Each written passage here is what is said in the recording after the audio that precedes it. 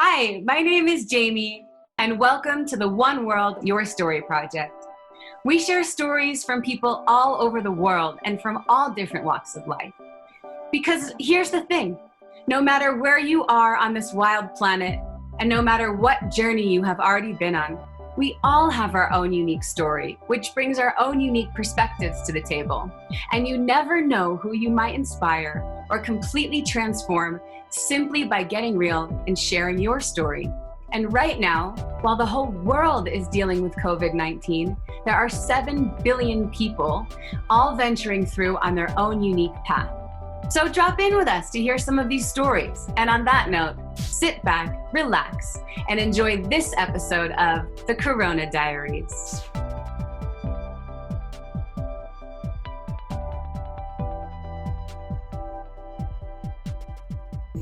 So today is Friday, August 21st, 2020.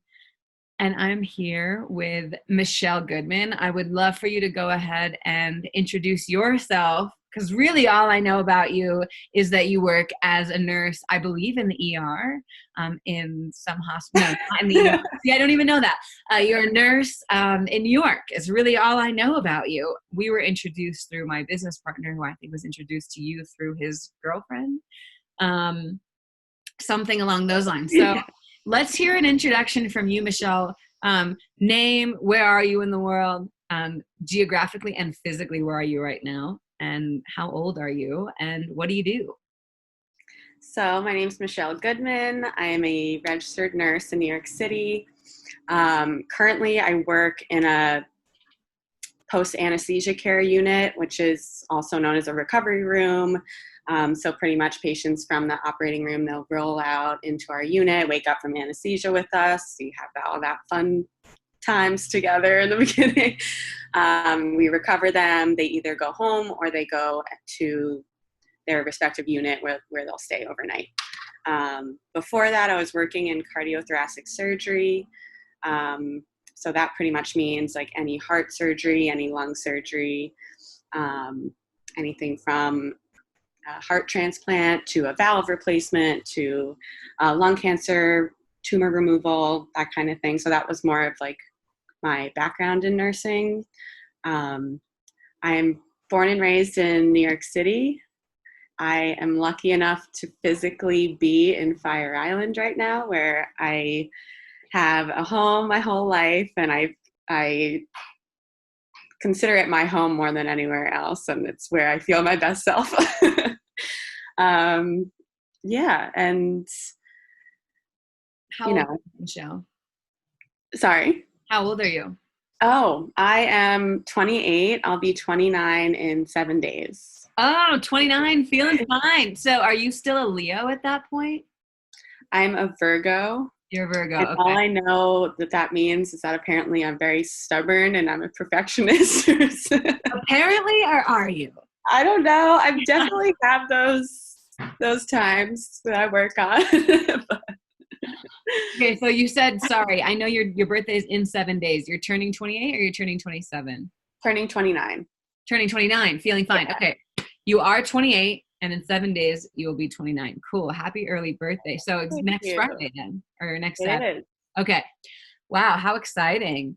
And here in Fire Island, one of my favorite places as well. My family. Oh, yeah? Yeah. We sold our house there. I say we, it was not our decision. That's a whole other story, but it was literally on the beach, going to Cherry Grove, walking through the pond, like all of it is my favorite thing ever. There's no cars there. It's like, it's its own little world. What a cool spot to be on right now. Yeah. Oh, I know.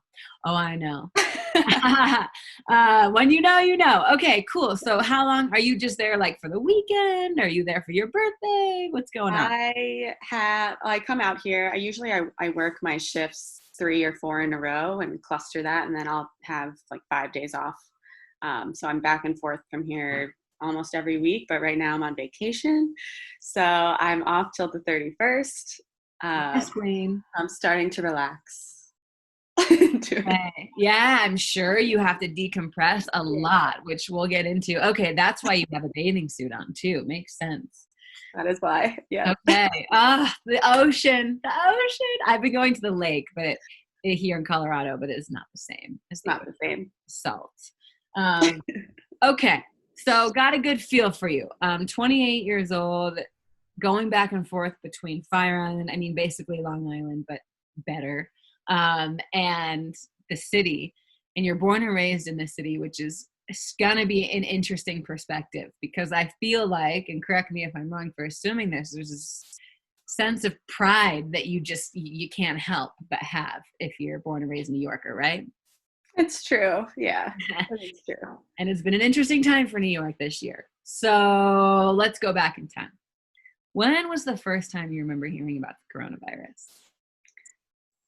So I mean, January, end of January, when we were all told that there was something brewing in China and it would never make it here. And then February came and we see that it's spreading, to Italy and elsewhere. And I think a lot of us were just kind of like in denial, like, because that's what we were told by the media also, like it's not going to say, who told you it's not going to come here? Was it the hospitals you were working at, the doctors? Was it the media? Like, I think there were the most frustrating thing about everything was the lack of communication from the hospital to staff about planning, like, what will we do? Are you hiring more people? Like, are you even thinking about this as a real threat? And it was just so tense leading up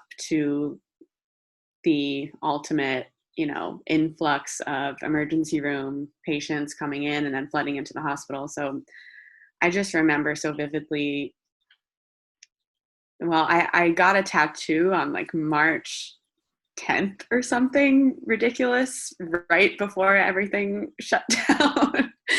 And I think I did that, number one, because I was in denial, like, oh, it's going to be fine. Everyone was in masks and everything. But I think I also was like, I will not be able to do this for a very long time. And I already have this appointment. I'm going to do it. So I think I kind of knew this was serious, but I also, it's like, I'm going to keep doing things that I need to do and pretend like everything's okay.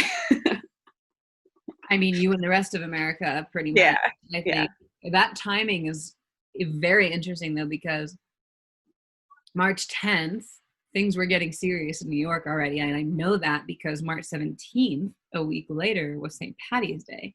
Oh, yeah. And that was basically when things shut down in Denver. Things were already serious in New York at that point.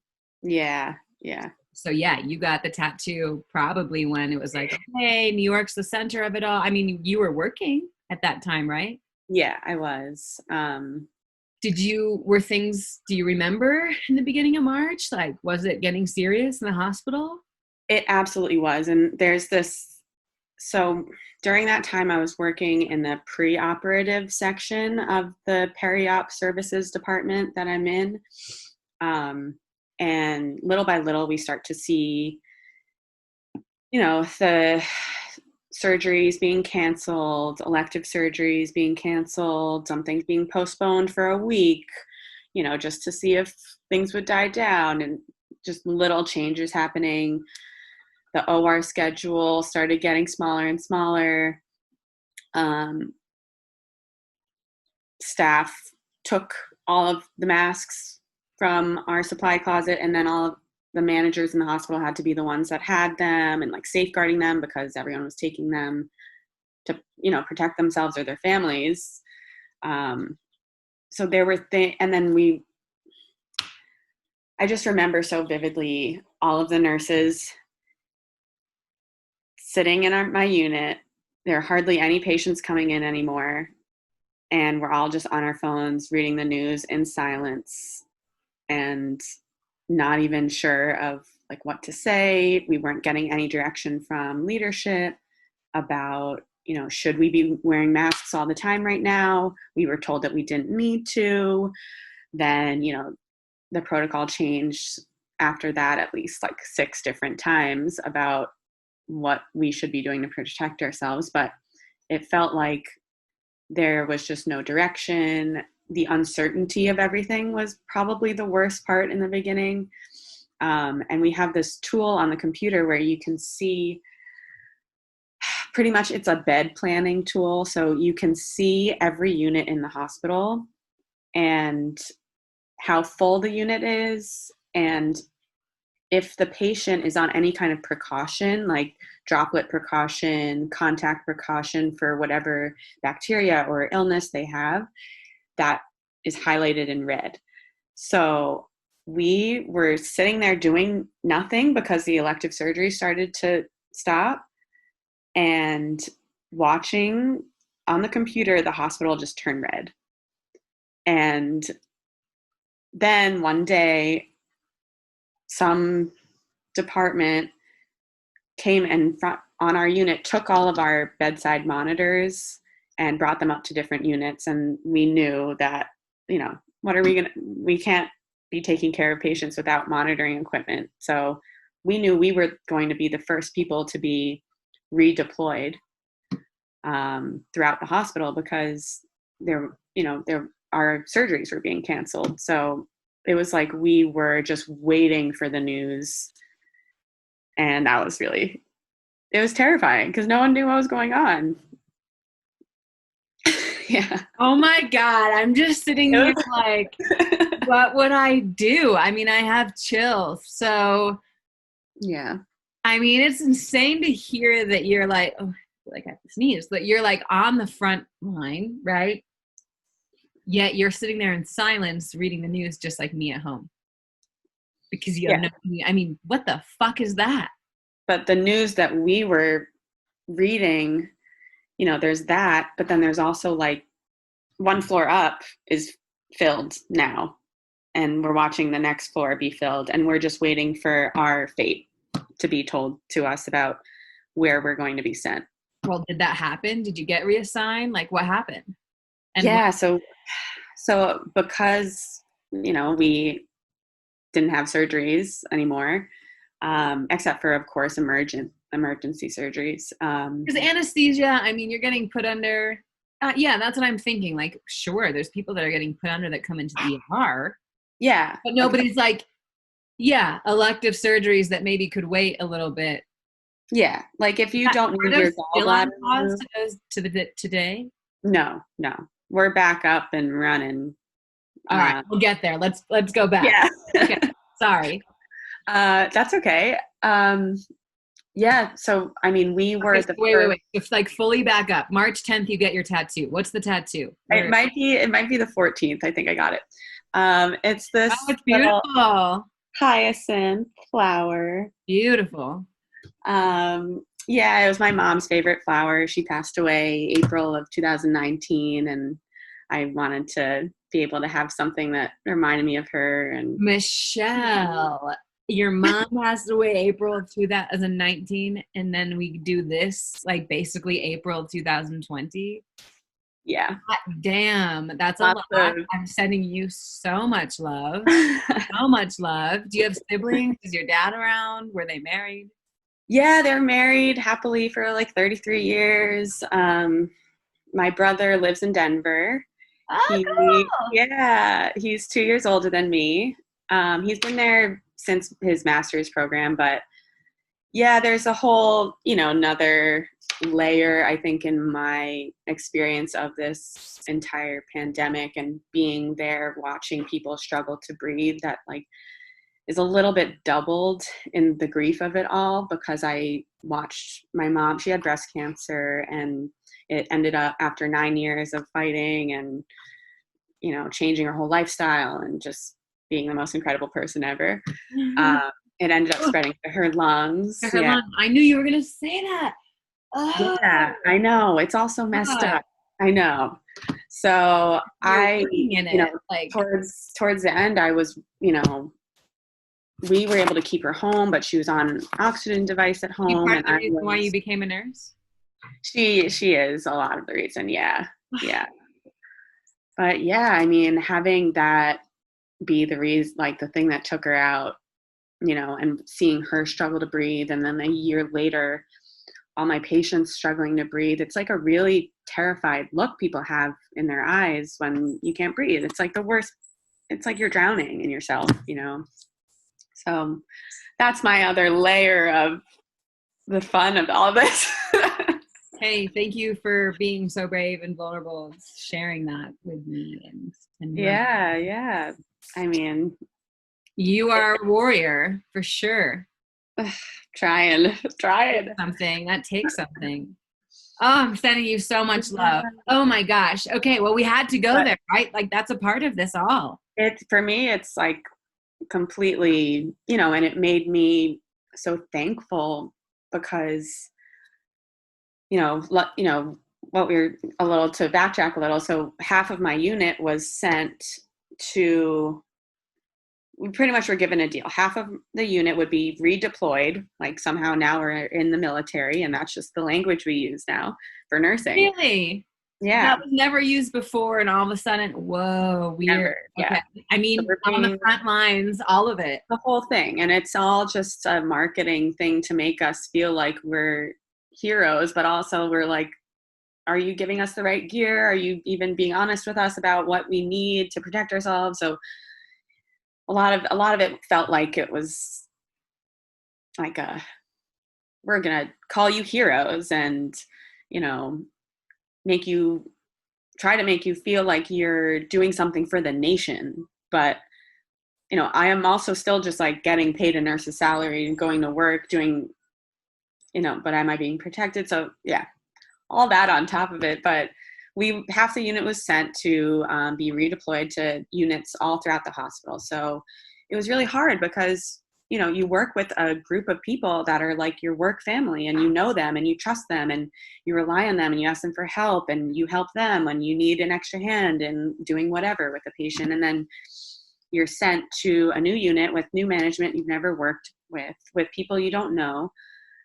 So, I mean, we all had to be so flexible and open and like outgoing and, you know, just meeting people and making sure that like, you know, you introduce yourself to everyone, just like the basic stuff to be able to work as a team, because being a nurse, you can't do the job alone. Like anything just from turning a patient, you know, helping someone walk to the bathroom. Like I'm 5'2", like there's huge people around. So, you know, it's that layer of like of nerves, just meeting a whole new group of people and gaining their trust. And that was difficult in the beginning and throughout the entire thing. And new doctors, you have to question everyone's order because you don't know who this nurse practitioner or this doctor is, who some of them came from non-hospital jobs to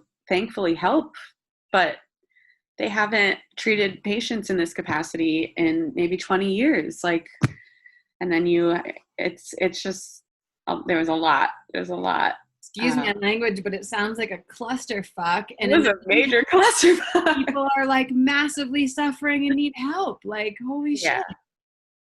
Yeah. And I ended up going to 5 different units,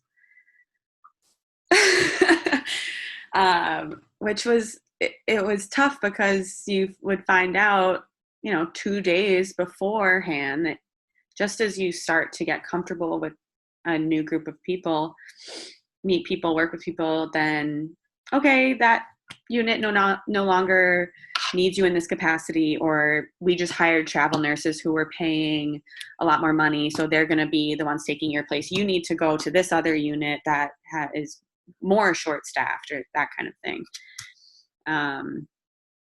So the constant movement and I just like uncertainty of every single day, what the next day would bring or where physically in the hospital you would be, was really tough as well. Not even to mention like the patient care. Yeah. Yeah, I'm like, oh my God, for what were the 5 units? What were you doing? I mean, what was the biggest thing you would say that you needed to be doing at that time? Were you doing the same thing on all the units? Were they all turning into COVID units? How big was the hospital? Like, give me some context here. Yeah, it's tough to give so it's such a big, so the units usually are, let's say, 34 beds. um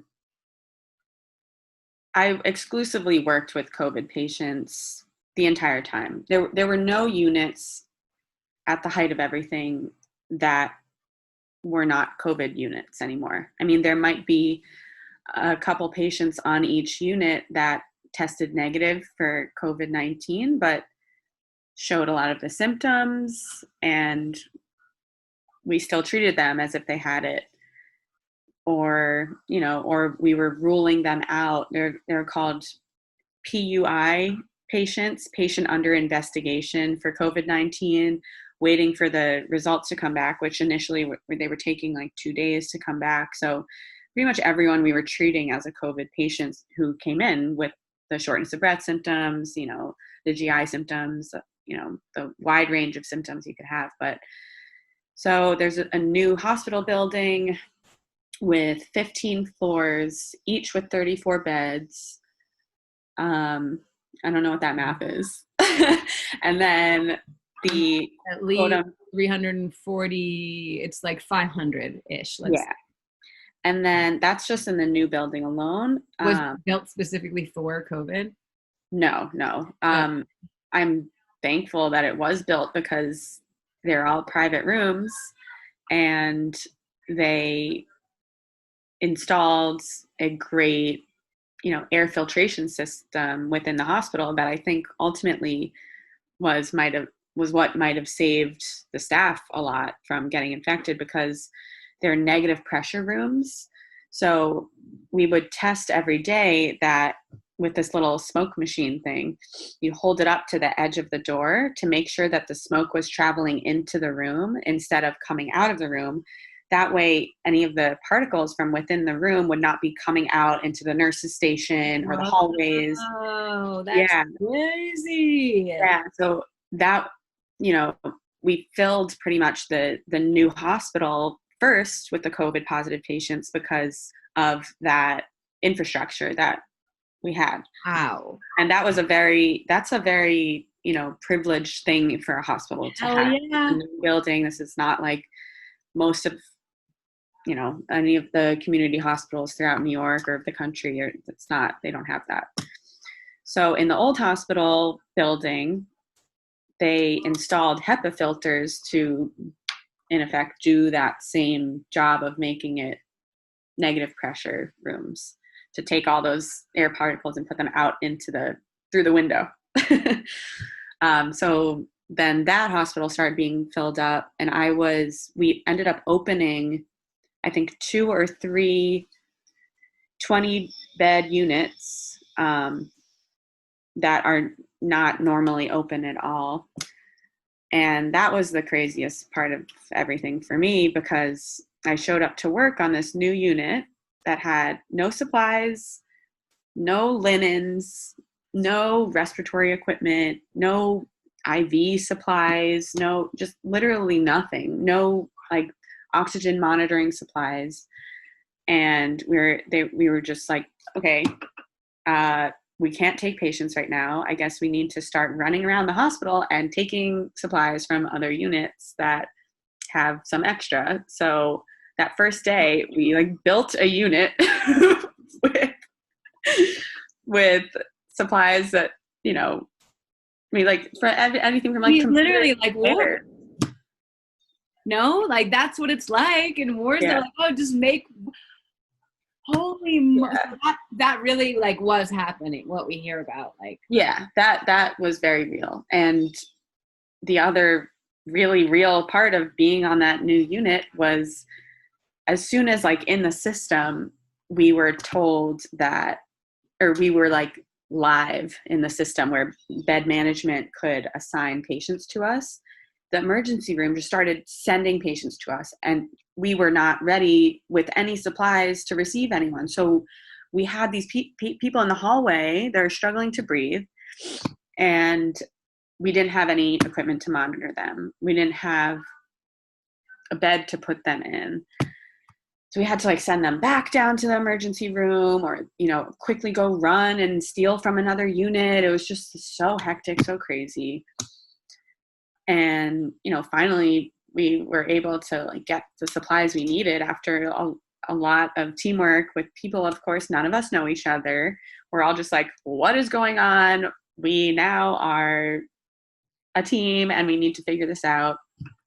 Doctors who, a student health doctor who has not worked in a hospital for 20 years, writing orders for these patients. I was teaching doctors how to put orders into our system, telling them like what medications, there was a lot of stuff that is not traditionally in the scope of practice, that everyone had to expand and just go with it because there was no other option. Yeah. Holy shit. And then Go ahead. I was somehow made charge nurse of this unit, which meant that I was kind of like the resource person for everyone, for, all the nurses. If they didn't know how to do something, I would teach them how to do it. And, I had only been a nurse for 3 years at this point, and now it's 3.5 years, but it's not like I'm like that senior of a person. I mean, I do have a lot of great experience working with a lot of different patient populations, but, I had never been charge nurse before either. So I was teaching myself how to do a job while teaching other people how to do their jobs. And it was a clusterfuck. Yeah. Oh my God. I mean, obviously you're awesome because it takes something to get asked to do that. But I don't know. wow. It's crazy because the whole time sitting at home, you're like, I know that doctors and nurses are dealing with a lot of stuff, and you know it, but you don't really know it until you hear it. At the same time, you're not mentioning, and we don't have to go into the details because I think it goes without saying, but not only are you dealing with just the stress of figuring it all out, you got to see all these people sick and losing their lives and not knowing what's really going on or how to help them, or is there holy moly. Were you working extended hours, by the way, or was it normal time? Like, how did that work? I only did overtime, I think 2 times. I stayed late a bunch of times, but I only did like an overtime shift 2 times because the hospital hired so many travel nurses that were a great help. You had the help. Yeah. You had the help. You didn't necessarily have the equipment or space. And they didn't want people working overtime because they want to pay them. You have to pay them. Well, they're already paying these travel nurses like crazy sums of money, like incredible amounts of crisis pay money. So they weren't going to, then also pay us to stay over. Right. Dang. And then they also didn't want us to burn out, which like kind of impossible, but well, if there's one thing that you think that the public should know that maybe we wouldn't unless we were working there, either about the virus itself, about symptoms, treatment, seriousness, or anything. What's it like in the hospital? I don't know. What should we know? What would you want to tell people, if anything? It's hard. I mean, there could be a couple things too, and I know that's a hard question. Yeah, I think number one, I want to highlight how incredible nurses are in general. Yes. Yes. We, on a regular basis, go through the most insane shit that we don't talk about with people, patient privacy, and because we know no one's going to get it. But nurses are just so resourceful, resilient. Like there's a reason that we're able to calm and care for people, no matter how mean they are. Like there's a lot of stuff at work that like we still do our job so well despite not being appreciated and often not being treated well by our patients. There's a lot of abuse, physical and emotional, all the time. Harassment. We still, no matter what, we're taking care of these people who, because it's our job to and because we want to, even if we're not being appreciated for it. And the people that I work with are so incredible.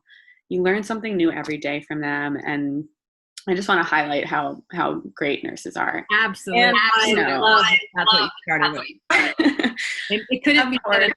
It couldn't be said enough. Yeah, and I mean, of course, there's so many other hospital staff, just the building services people who were cleaning the rooms and like after COVID patients would leave, like they're heroes too. Like I don't want to clean up a lot of the stuff left behind after a patient passes away in a room. And there's so much work that goes on behind the scenes with all the ancillary staff in a hospital. I want to highlight them because they're just incredible. And all the people who volunteered, I just hats off to everyone, because I don't know if I would have left my job to volunteer and come do what we had to do. Besides that necessary shout out. Really necessary.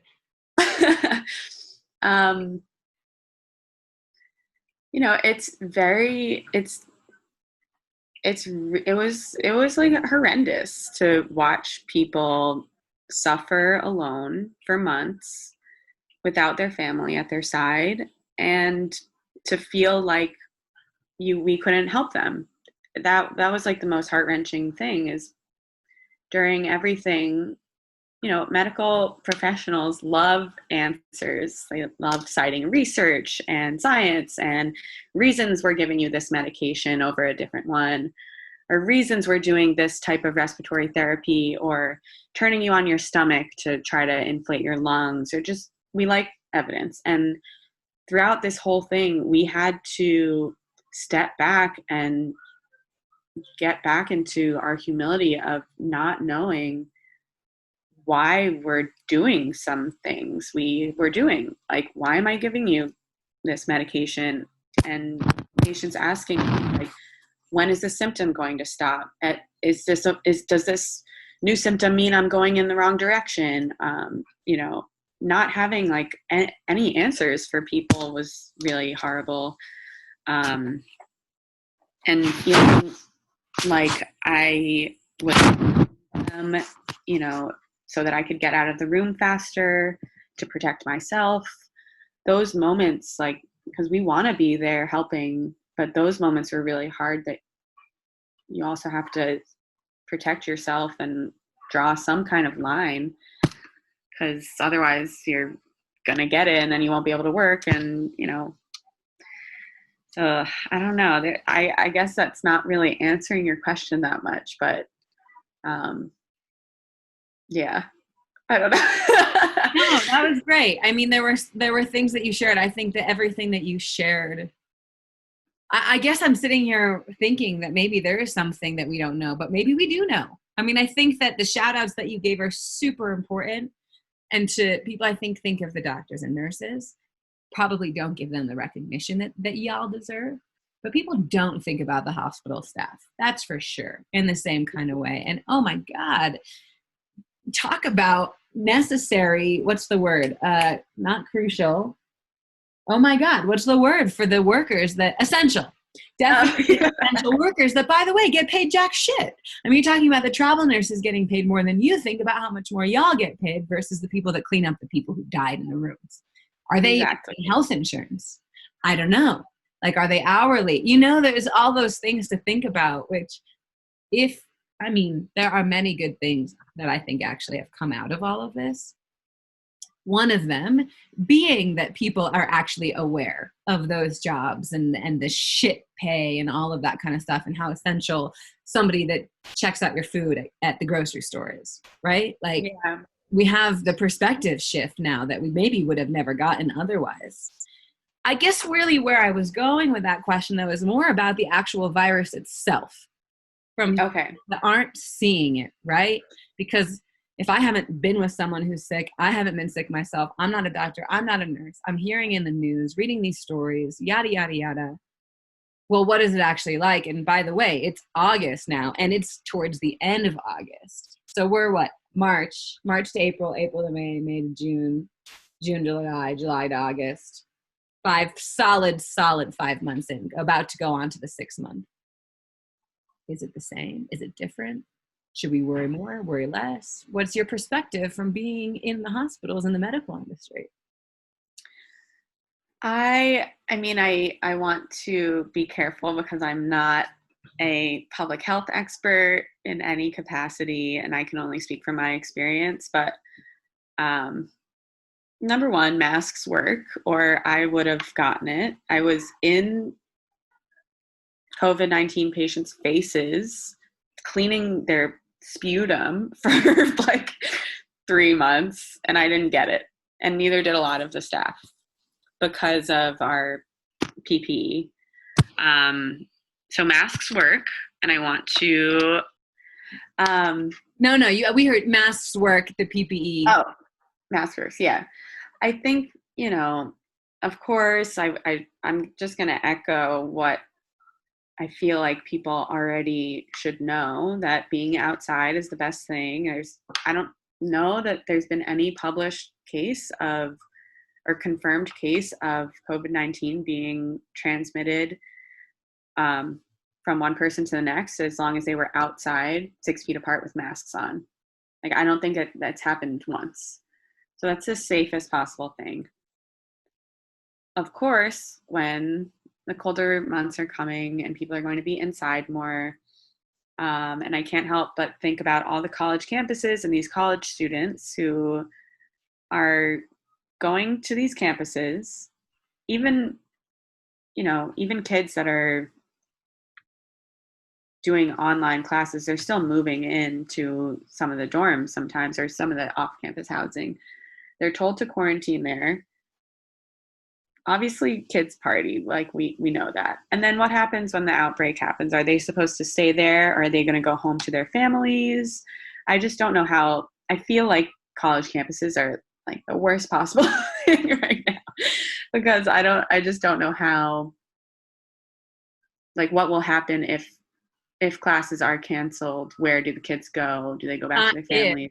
It's not if. It's happening. It already happened at Notre Dame. It already happened at Michigan. NYU's suffering to even give their students food, which is coming out. I mean, that's crazy. But we're going down another rabbit hole. Yeah. I guess I can't speak to what's going to happen. I'm in the same boat as everyone else of, day by day living right now with, I don't know what my job is going to be like. How are you doing mentally? What's going on with you? We've talked about what you've been doing, but you personally, like, sorry to interrupt, but let's switch to that, because you're right. Like, we know that. We can read that stuff.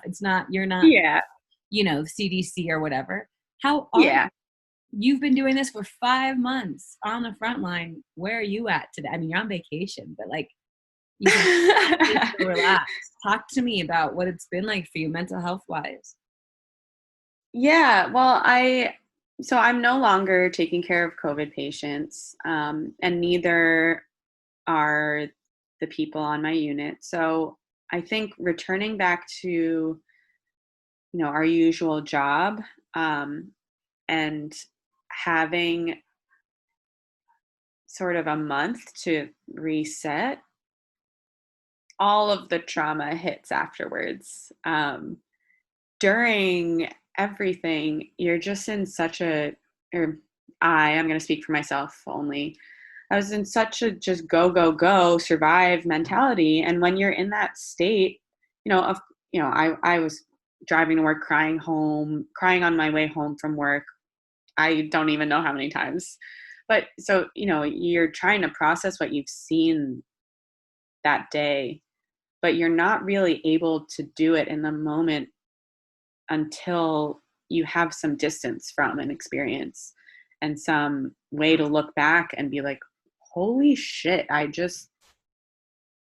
was in the middle of a global pandemic and watched countless people die alone, and I'm just still going to work and going about my life. And I think once we all returned to our units and had some time to reflect, that's when it really hit of just like, we're not really okay right now. Like, I still think about a handful or more of patients that I don't know what happened to them because I left my shift to go home and hand it off to another nurse, for the night shift. And like, it was one woman who was pregnant with an active COVID-19 infection and had to emergently go to the operating room for a C-section because she had to be intubated. I don't know if she's okay or if her kid's okay. Like, there's a lot of that, because if I were to go to work the next day and look it up, it's almost like I want to know how bad it was. Just a lot of that. So Dang. And just a lot of suffering, and it just doesn't hit you till later on, I guess. So, we talk about it at work, but we're also very busy at work, and we're not really sitting down and doing powwows about our trauma necessarily. Who do you talk to about it? How do you deal with it? I have a therapist I see every week, and I love her. Good. I think everyone should have a therapist. It's very necessary. But I had a therapist. I've had a therapist since I was a teenager, and I've struggled with depression and anxiety, been on antidepressants before. I had a suicide attempt in high school.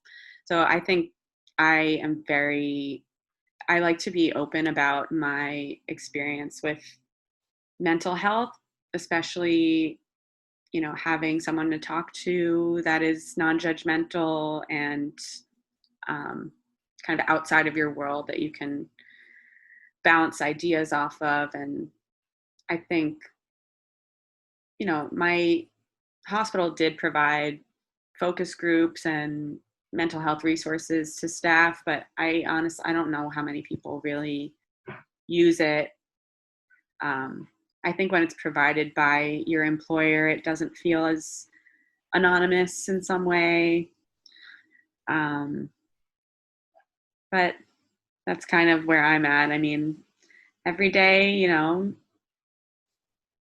is a new day to kind of refresh and try to process everything, but you still have to keep doing your job. And a lot of the stuff that we were doing during the height of the pandemic is what we do on a daily basis.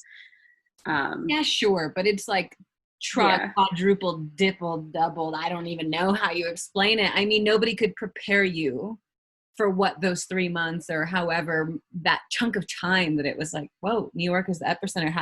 How can you prep for that? And by the way, like, I just have to keep saying, like, thank you for just sharing so authentically. Like, thank you, really. I know that there are people going to listen to this and be like, wow, so brave. And if she can do it, I can do it. And thank you, Michelle. And you gave a shout out to the nurses and what you all do, but what about the mental health side of things, right? With doctors, nurses, all of it. We don't talk about mental health enough in general.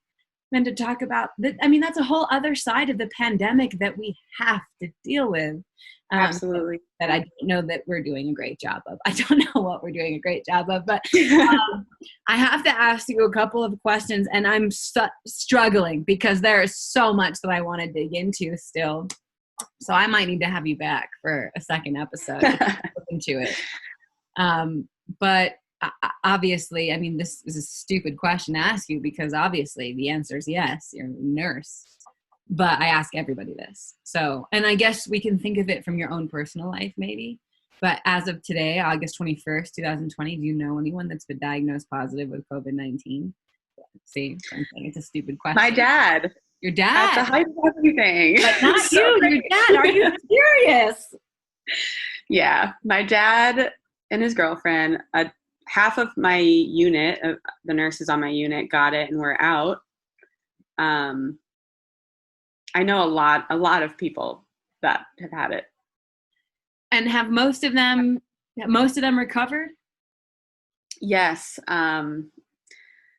So unfortunately, a good friend of mine who's in his 30s died from a COVID-19 infection at home suddenly. That happened, I guess that was early May at this point. And he was such an incredible guy, and I miss him every day. And I'm so sorry. yeah, I mean, it, and he was in his 30s, so Do you have any pre-existing conditions? yeah, I mean, he was a bigger guy. He probably had some underlying stuff going on, but I can't speak to necessarily And anyway, yeah. doesn't change the fact that that sucks. Yeah. I mean, I know friends of mine who have lost family members to it. Thankfully, my dad is okay, because I was not okay during that time when he was teetering on the edge of needing to be hospitalized. Yeah. Only imagine. Yeah. But yeah.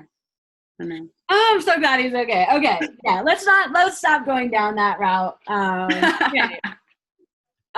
So it's also a question to ask everyone, which is so weird, because when I started asking these questions, things were so different. And now I ask this question, I'm like, well, fuck, I think everybody's going to say the same answer, even though pretty much everyone said the answer this whole time. But, at some point, we're going to get out of this. So let's start there, Michelle. If you could predict the future, when are we getting out of this? I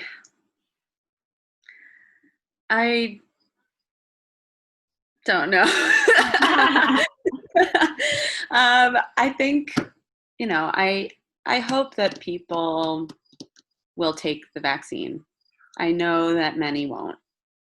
I don't know when it will be available, but I think a problem is going to be getting people to actually take it.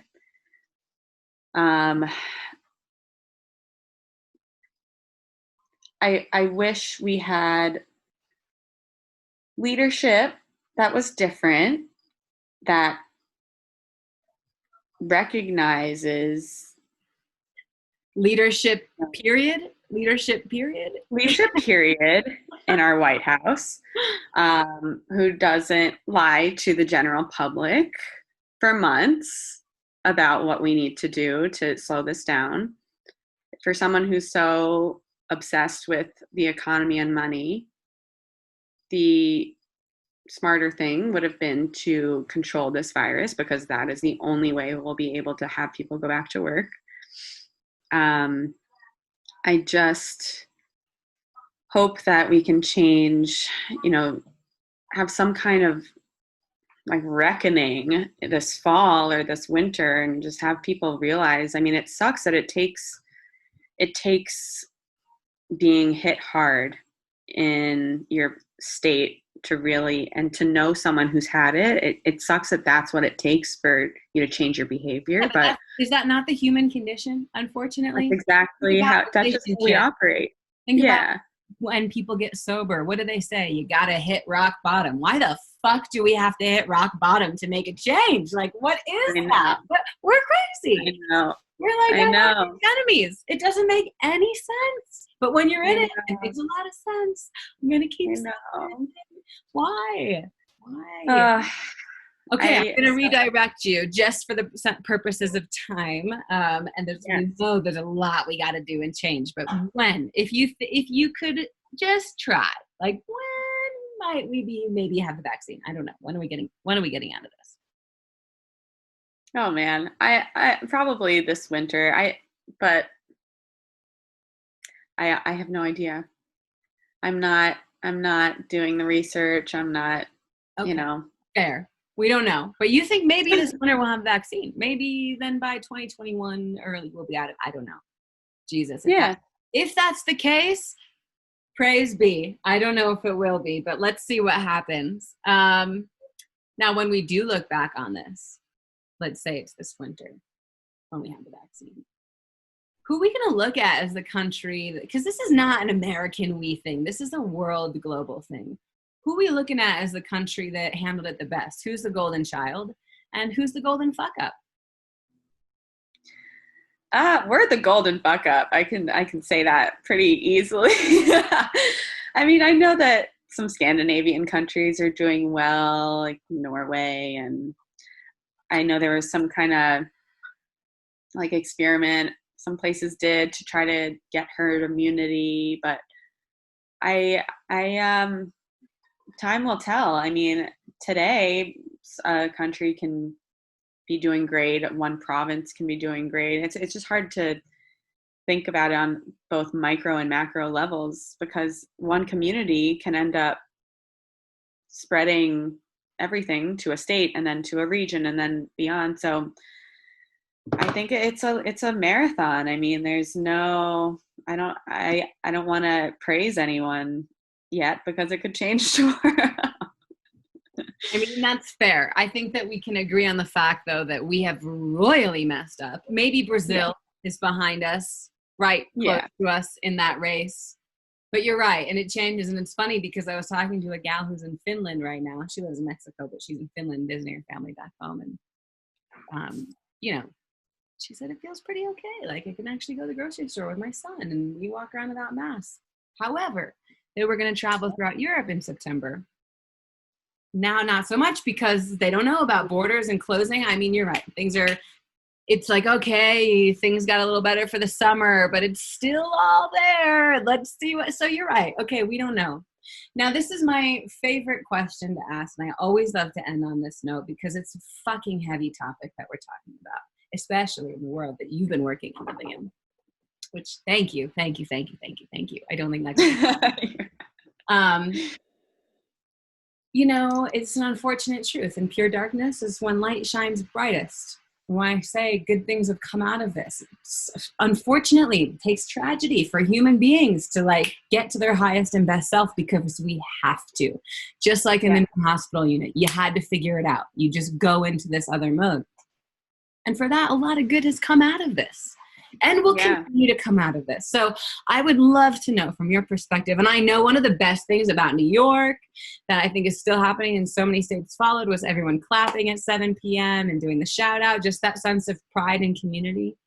But what good have you seen come out of this from friends, family, community, the world, the environment, other countries? It could be anything. Companies, technology. What good are you seeing come out of this? And what good do you think is going to come out of this? Oh, there's so much good that has come out of this. And that's the only thing that keeps me going. I mean, just to start with my experience in the hospital, I mean, people are incredible the way they react and perform when it really matters. And the teamwork I saw, helping people who you've never met before, just all in this together mentality was just so incredible to be a part of, and something I had never experienced to that extent in my job. People really, when it comes down to it, they want to do good. Most people are good inside, and it's about how you respond to stressful situations. And I saw that just so beautifully play out in a lot of situations in the worst kind of, for the worst reasons, but it was a great thing to witness. As far as me personally too, I was so overwhelmed with how many people reached out to me and bought me food, and I didn't go to the grocery store for maybe the whole time because of donations to the hospital. I mean, I wouldn't have gone to the grocery store because I thought I was going to infect. I was like a walking bug. but we got so many donations. People in New York City really pulled through, even though the clapping thing might seem like it was just some flimsy display of, solidarity. It kept a lot of us going. Like, we, every day, the firemen at the nearby engines near the hospital I work at would turn their sirens on. Everyone would shout and scream and clap all around the neighborhood. And that, is such a simple thing, really just gave us something to look forward to in a way every day.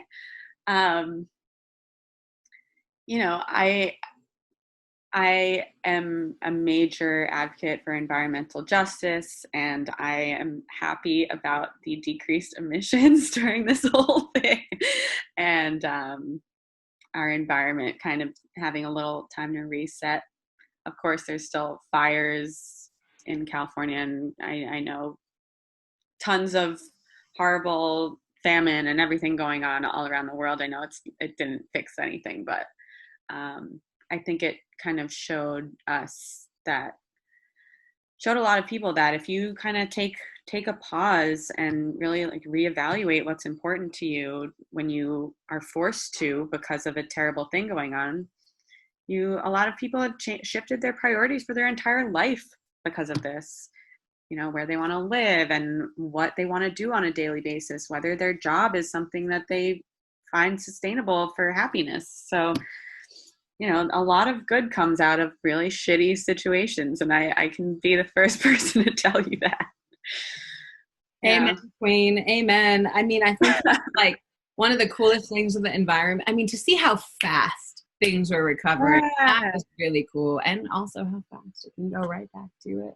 Yeah, the sense of community I feel like that we got to feel in this country during this time, and that 7:00 thing is we live in a society where it's so every person for themselves, and it shouldn't be like that. And during these times, people really came together. And think of all of the love. I mean, all of it. It's all about community. Even like meeting your neighbors for the first time. Like, why didn't you do that before? 100%. Yeah. And I do hope that it shifts our priorities and what we do moving forward. Because, by the way, life wasn't so great in this country. And it still isn't right now. We got a lot to work on and change, but it's happening.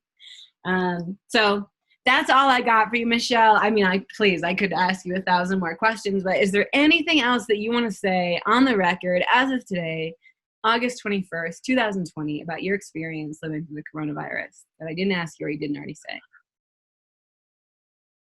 We all just got to stay hopeful.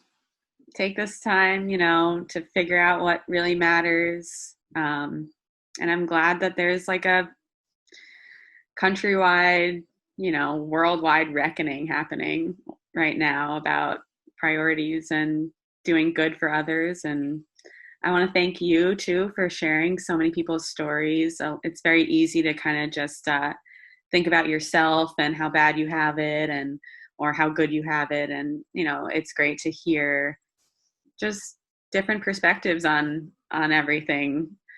So thank you for having me on here. Oh, thank you. That warms my heart. I think that it's so important for us to all hear and listen to each other. So thank you for being a part of it. Really, I cannot wait to share your story. Thank you so much for listening to this episode of the One World, Your Story podcast.